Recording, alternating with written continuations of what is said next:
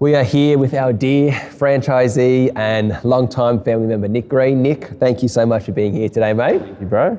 Good to be here.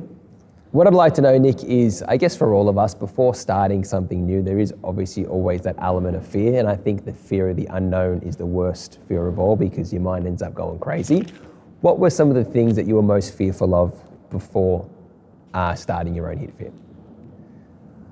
For me, I think it was a little bit of the family dynamic. Obviously, we went into it with as a family business, all working together, officially close-knit for the first time, which was not so much a fear, but a little bit of apprehension there, I suppose, a bit of anxiety on how it was all going to unfold. But ultimately, as far as running the business and starting the business was not really a fear. It was more, I suppose, the family dynamic aspect to it, not so much. We sort of already knew how the business sort of ran from previous experience in Melton. So yeah, it was an easy transition in that respect, but I suppose the family dynamic thing was one thing that we all had to get used to pretty quickly. As a family unit, we generally are pretty transparent with each other and upfront and honest, which holds us in good stead, I think, for the business as well. So yeah. Absolutely. And in terms of actually running the business, do you think there's been value in having support from people that have been there and done that? And obviously, with you guys had experience in Melton, was it easier for you guys to go, well, we've done that in Melton and we know how that's done in Melton, and now we can just do it in a different location? 100%. There was little bits and pieces that we took out of Melton, more so probably Harvey than myself, as I still had full-time work. So definitely the support and the learnings out of Melton that Harvey carried through. And obviously the way I knew how the gym ran the day-to-day, so to speak, was definitely helpful moving forward, yeah. Yeah, absolutely. And is there anything from, I guess, the Hitfit business model that you found like the most value in? I think the structure that evolved over time. Obviously, when we first started 2019, it was very organic, and you were starting out, we were starting out, we all didn't know, and it just evolved from there. Obviously from, I suppose, your insights and your views into the business and how you wanted to see it structured, came those layers in time. So it was just effectively a factory similar to this, without the gridding and without the formatting of CloudFit and the way we structure our classes to date, was a credit to you and the way that the gym has sort of evolved from, I suppose, trainers organically doing a training session to the way the Hitfit business model is now structured, which makes it really simple for not only franchisees, but for the members themselves. Yeah, absolutely. And I think too, and as you know, obviously having your own team, continuity is the hardest in business. And like, as you mentioned back in the day, it was like, oh, the trainer's like, you're a good trainer, go in and do your own thing.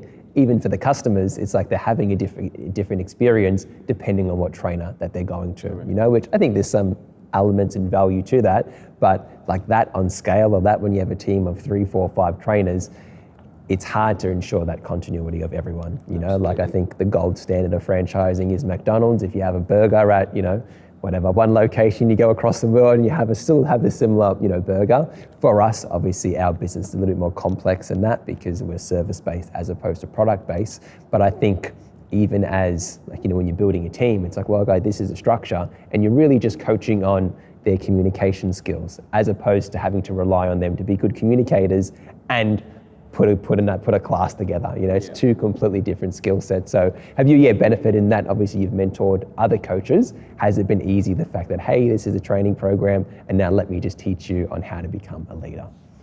100%. Yeah, you've got, like I said, you've got that structure there.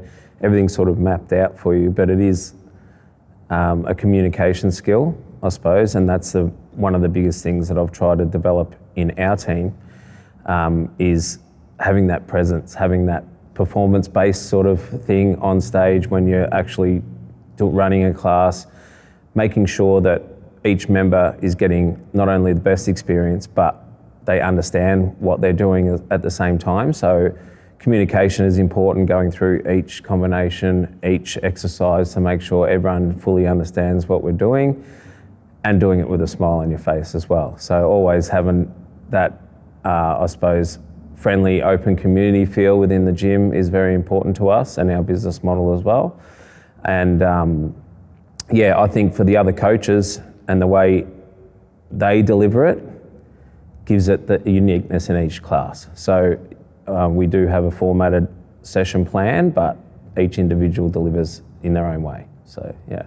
Absolutely. And I think that's been probably the thing that's been the hardest to develop in the Hitfit business model has been the fulfillment. Obviously, even in our existing team, trainers, typically our head coaches, have very strong personalities, and some people want it done one way and the other way. And I think that, overall it has been a blessing because we're so passionate about it and we've kind of molded it in a way that can be suitable to anyone, and I think you have obviously two ways of looking at it. One, you let the trainers do their own thing, or you might have something that's really, really structured and regimented as like F45, where like you play on the screen, you don't really have to coach it as much, you just float around and support the people that need help. Where we're still a bit of a hybrid where like it's on the screen for reference, but it still relies on the trainer to deliver the experience. You take the trainer out, then we have nothing. So I think it's an element of, yes, it's structured, but we also, boxing at its core is people learn the art of boxing, so regardless whether it's structured or not, you as a coach still have a responsibility to make sure that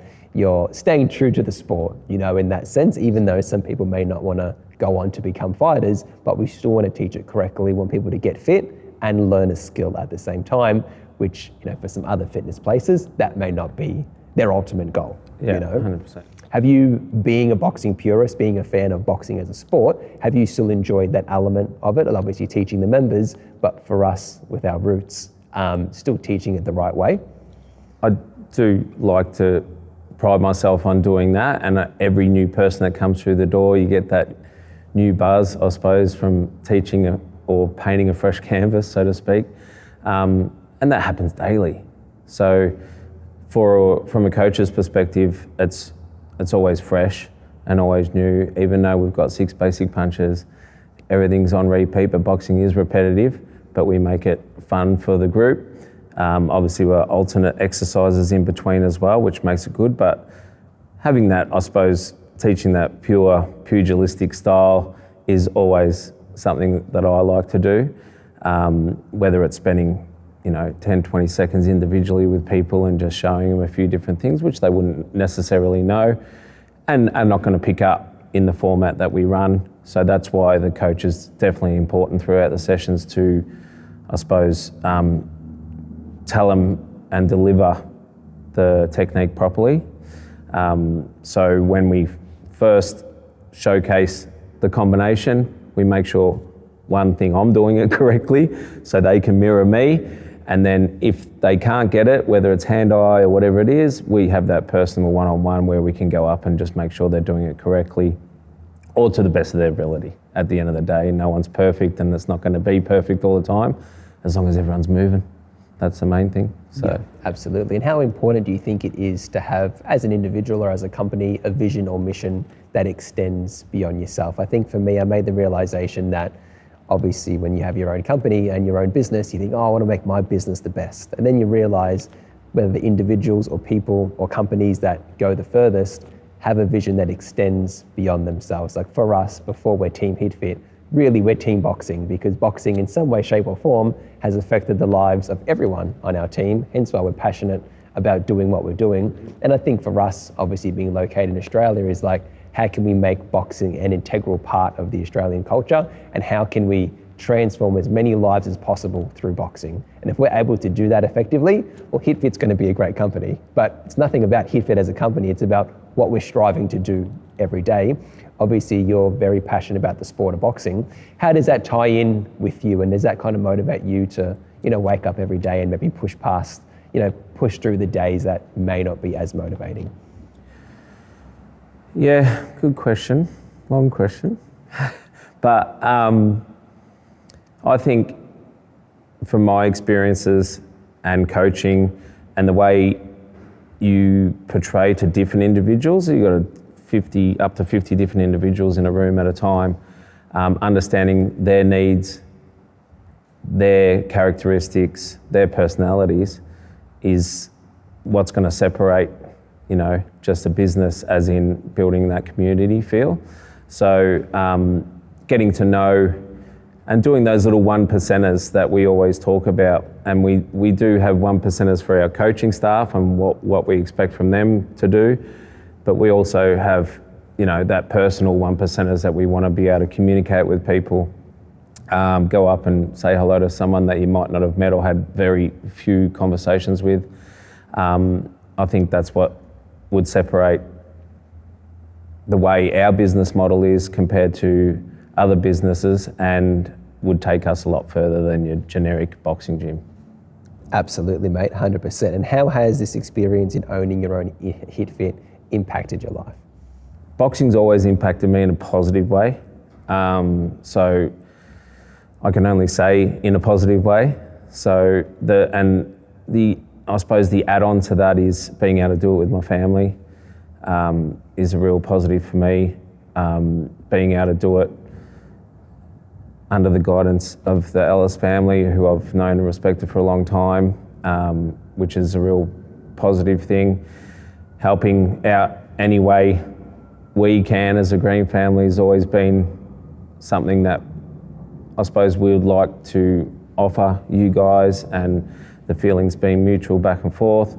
I just think that the positive thing overall is the people that are benefiting from our program, you know what I mean? So at the end of the day, we're up to 500 members now that all come to us for a good experience. And to see their faces walk out at the end of each session and they're on top of the world, I remember that buzz as a young kid as well, you know what I mean? So to have other people experiencing that through the vehicle of boxing is the ultimate. 100%, mate. I definitely second that. And on a personal note, what have you learned about yourself during this process? That I'm probably not as patient as I thought I was, but learning new skills as well myself. I wouldn't call myself necessarily a people person, but I'm getting better in that space. I'm always approachable and always friendly, but as you get older in life, I was a big socialite as a young man. As you get older in life, your circles get smaller, communication skills drop off just a little bit. So I've rekindled that a little bit now. Being able to get around the members, have a good conversation, and I think that's been a real positive personally for me. And I suppose the impact that it's had on my son and my wife is positive as well. So, yeah. Absolutely. And what's been the hardest part of your business journey so far? Probably the same thing, the family. But yeah, I mean, to be honest, that hasn't really been that hard. Like we've had good mentorship, we've had a good business model put in front of us. We've got a good team. We've got a strong family foundation that's hasn't been broken and won't be broken, and I think that's a strong foundation for any business. As you know, your family's still heavily involved as well, so essentially it is a family business for you guys as well. So, yeah. Absolutely, 100%. And what are you most excited about for the future?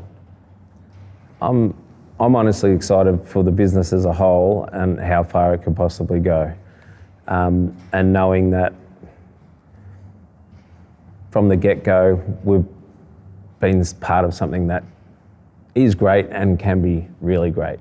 So, yeah, I'm really excited on what the future can bring, not only for our gym, but for the company as a whole, because all it does is bring positivity in people's lives, and that's the ultimate goal here. Health and fitness industry is becoming leaps and bounds. It's in a real niche at the moment, and boxing is as well. Boxing is a fitness and a sport, is elevating not only in the amateurs and the professionals, but in a form of exercise overall. It's really taken to a fold, so yeah. Absolutely. And what advice would you give to someone considering about either owning a Hitfit or even just owning a gym in general now based off your experience? Yeah, my advice would be if you're passionate about something, just go for it. Make sure you've got a good team around you, make sure you've got good support. If you are thinking of starting a franchisee, I know from personal experience as the franchisor and the franchisee, there's been a lot of support in regards to, you know, reporting the way the sessions are run, the way the back end of the business is done. And without that support, you obviously can be flying a little bit blind. So whether you're starting out a fresh gym or you're starting at a franchise, I suggest you just do your homework, use the playbook, and make sure it runs smooth. Absolutely. And for you guys, like after your grand opening, you went from 0 to 500 plus members in a matter of months, which is far more than any other boutique gyms can say they achieve ever. Walk us through that process. Is that what you were expecting? Did that exceed your expectations, the fact that you guys grew so quickly? I think it did to a certain point. We always had obviously those numbers and those projections that we were working towards. And I suppose it was just a matter of going month by month, trying to hit the numbers, and all of a sudden you look back and you go, shit, we're at 500. So it was inch by inch mentality, I suppose. It's not like we were soaring for the limit straight away. It's just that month by month, chip away at it, get people through the door, keep on the grind, and it all took care of itself in the end. So, and that was obviously based on a good business model, a good structure to the company on how everything operates, which made it seamless to hit those targets as well. Yeah. And have you been surprised at all by the financial success of your franchise? Well, it's sort of part and parcel with the numbers, I suppose. It's all a numbers game. So as I said, we were just grinding out the numbers every month, doing our reporting. Numbers are the key, I suppose. So if you keep on top of your numbers, whether they're good or bad, you know where you're faltering and where you're succeeding, and ultimately the financial reward at the end of it is from monitoring, working hard, and staying the course.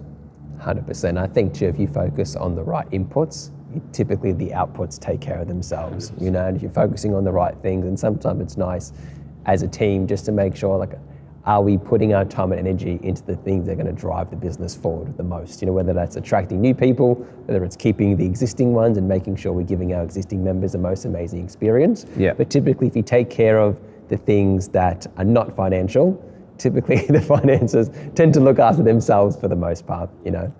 I think it's a good point on not only we focus so much on getting new people in the door, we're trying to translate that even more, if not more, on retaining the memberships and making sure the experience is there first and foremost for everybody that's already in the room, not so much people that aren't in the room yet. So they're equally as important. And I think keeping it fresh, keeping the existing members up and about is the success. So it's all about, sometimes you tend to focus on the new people in the room, just trying to make them feel comfortable, which is just as important. But we also need to reflect on the people that have been there in longevity and make sure that they're still having a good time, they're still getting the attention they need, and making sure we maintain that relationship.